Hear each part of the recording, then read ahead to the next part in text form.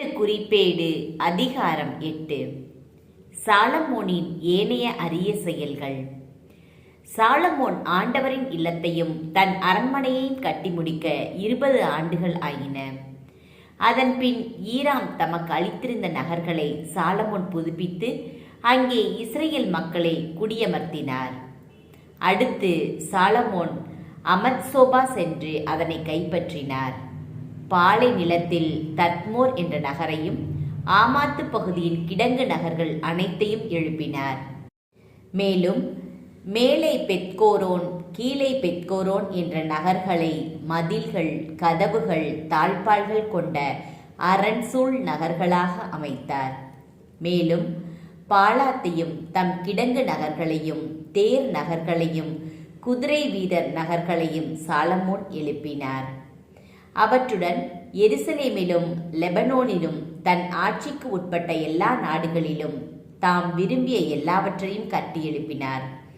இஸ்ரேலர் அல்லாத இத்தியர், எமோரியர், பெரிசியர், இவ்வியர், எபூசியர் ஆகிய மக்கள் இனத்தாருள் விடப்பட்ட எல்லாரையும் இஸ்ரேல் மக்கள் கொல்லாமல் விட்டுவிட்ட அவர்களின் வழிமரபினர் எல்லாரையும் சாலமோன் இன்று வரை உள்ளது போல் கட்டாய வேலைக்கு உட்படுத்தினார். ஆனால் சாலமோன் இஸ்ரேல் மக்களுள் எவரையும் கட்டாய வேலைக்கு உட்படுத்தவில்லை. மாறாக அவர்கள் போர் வீரர்களாகவும் தானே தலைவர்களாகவும் தேர்ப்படை குதிரைப்படையின் தலைவர்களாகவுமே இருந்தனர்.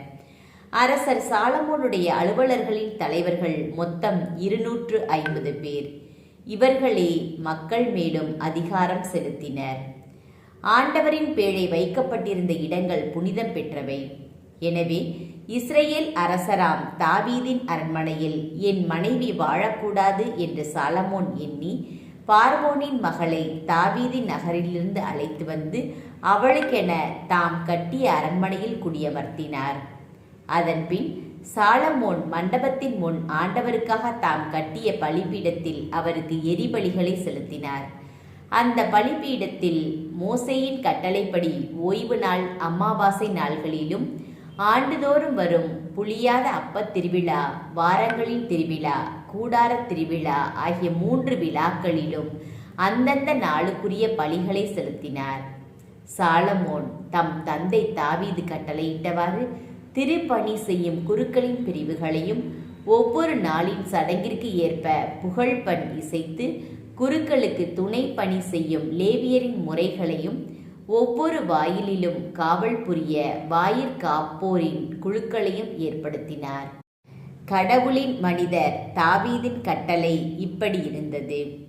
குருக்களும் லேவியரும் கருவூலங்களை கண்காணிப்பது உட்பட அனைத்திலும் அரச கட்டளையிலிருந்து சிறிதும் பிறழவில்லை.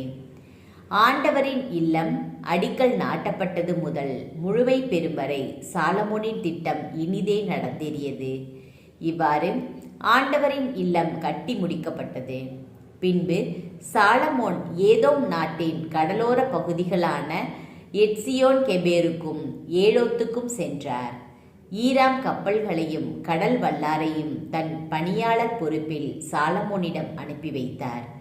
அவர்கள் அரசர் சாலமோனின் பணியாளர்களுடன் ஓபீருக்கு சென்று அங்கிருந்து 18,000 கிலோகிராம் பொன் கொண்டு வந்து அவரிடம் கொடுத்தனர்.